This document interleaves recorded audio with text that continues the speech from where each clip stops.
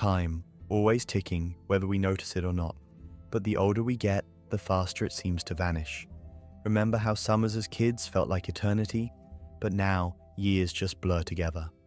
Personally, I can hardly pinpoint where the time went after those COVID days. This isn't just a passing thought. It's a question that's fascinated thinkers for centuries. Plato linked time to the heavens, Aristotle tied it to the soul, and Einstein showed it bends with space. But no one explored why time feels different as we age, quite like Henri Bergson. Bergson wasn't just a philosopher, he revolutionized thought. He won the Nobel Prize in Literature, inspired artists and intellectuals, and even debated Einstein himself.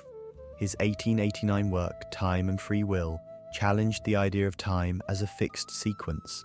Instead, he argued it's deeply personal, intertwined with consciousness. We tend to see time as linear, seconds, minutes, hours, neatly measured. It's practical, sure, but Bergson called this spatialized time, a rigid framework that helps us track time but distances us from actually experiencing it.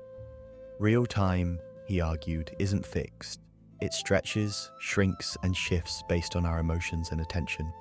He called this duration a fluid, personal sense of time that can't be measured, only felt.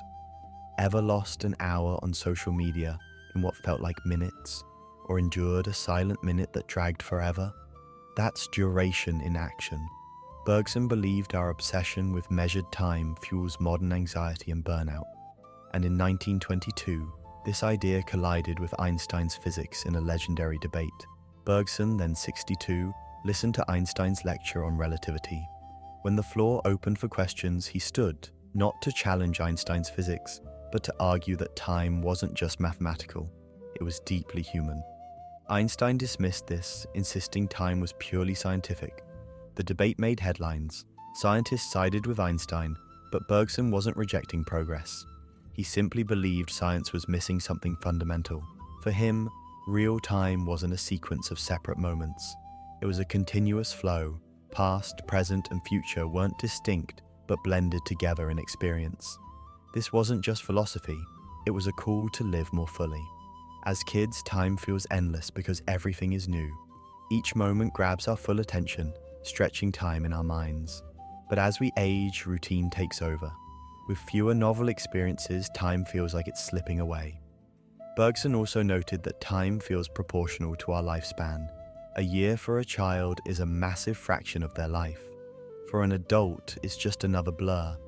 Unlike rigid, structured time, duration is fluid and deeply tied to consciousness. Time, according to Bergson, isn't detached moments, but a seamless flow where past, present, and future all exist within us.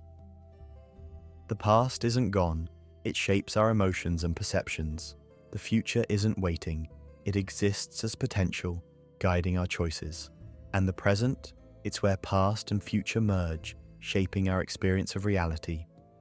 This idea didn't just shake philosophy, it influenced psychology, literature, and art. Writers like Proust and Joyce wove it into their works, dissolving boundaries between past and present. Psychologists explored memory not as storage, but as an active force shaping experience. Even artists found inspiration in Bergson's vision of time as fluid, unpredictable, and deeply human. Bergson's message, time isn't just something we measure, it's something we live. To him, art wasn't decoration, but a counterbalance to the rigid, mechanical time that dominates modern life. Clocks and equations might measure time, but they can't capture its depth, texture, or feel. Art, however, can. He wasn't against measured time. We need it to structure our days, but he warned against letting it define us. By reconnecting with duration, by truly feeling time rather than just tracking it, we resist the alienation of modern life. Instead of being controlled by time, we can let it enrich us. In moments of stillness, deep attention, and presence, we step outside the rigid tick-tock of the clock and rediscover something more fluid, more real, something profoundly human.